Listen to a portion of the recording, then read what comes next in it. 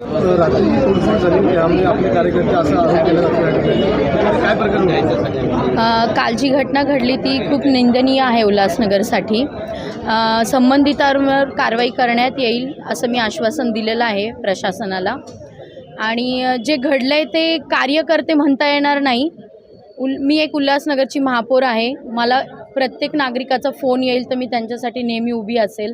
पण नंतर जर अशी काही घटना घडती तर त्याच्यासाठी मी समर्थन कधीच देणार नाही. पण डॉक्टरांनी आत्ताच पोलीस प्रशासनाला इथे बोलवण्यात आलेलं आहे. त्यांना सांगितलेलं आहे की जे संबंधित ज्यांनी ही घटना घडवली आहे त्यांच्यावर कारवाई करण्यात यावी आणि लवकरात लवकर ते कारवाई देखील करतील. आंदोलन ते मागे घेतील. मी त्यांना तशी रिक्वेस्ट केलेली आहे. ते घेतील आंदोलन मागे. राजकीय दबाव येण्यासेच आज मी सेंट्रल हॉस्पिटल उल्हासनगर 3पासून 4 वर्षापासून मी इथे सर्व्हिसला आहे. आल्यापासून माझा इकडचा मॉब आहे जो आम्हाला फक्त फोर्सफुली काम करायला लावतो. म्हणजे त्यांनी जे सांगितलं तेच आम्ही सर्व्हिस द्यायची. ज्यांना जी गरज आहे ट्रीटमेंटची ते त्यांना नको.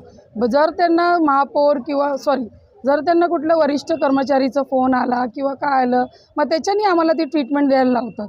प्लस आपल्याकडे इथे खूप कर्मचारी कमी आहे गव्हर्नमेंट सर्व्हिसमध्ये. जर आमचं बेड हॉस्पिटल 200-300 ऑक्युपन्सी आहे आपल्याकडे डेली. हां, 2006 आकृती बंद आहे. हो.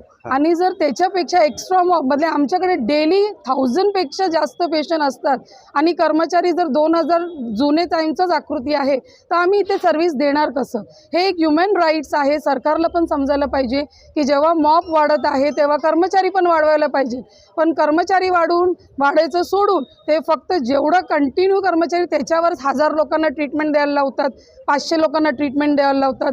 जर तुमच्या वॉर्डमध्ये 20 बेड आहे आणि आम्ही कंटिन्यू 50 पेशंट ठेवतो वॉर्डमध्ये तर तुम्ही स्वतः विचार करा. एक कॉमन पब्लिक म्हणून विचार करा तुम्ही की आम्ही त्या पेशंटला एवढ्या 50 पेशंटला एक सिस्टर, एक डॉक्टर आणि एक सर्वंट कसं ट्रीटमेंट देणार, कशी स्वच्छता ठेवणार आणि कसं त्यांना केअर देणार?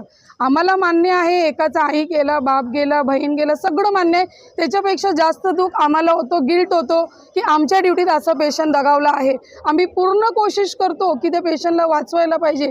पण ते जर ते पेशंट त्याच कंडिशनमध्ये आला आहे, आम्ही त्यांना तसंच एक्सप्लेनेशन दिलं आहे, पण त्यांना असं वाटतं की आमची ओळख एवढ्या मोठ्या माणसाशी आहे तर तरी माझ्या पेशंटला वाचवलं. दिस इज़ नॉट पॉसिबल.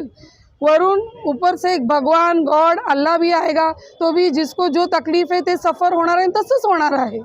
आम्ही पण पूर्ण कोशिश करतो. 99.9% आम्ही कोशिश करतो की आमच्याकडून जेवढे ट्रीटमेंट आहे तेवढी द्यायला.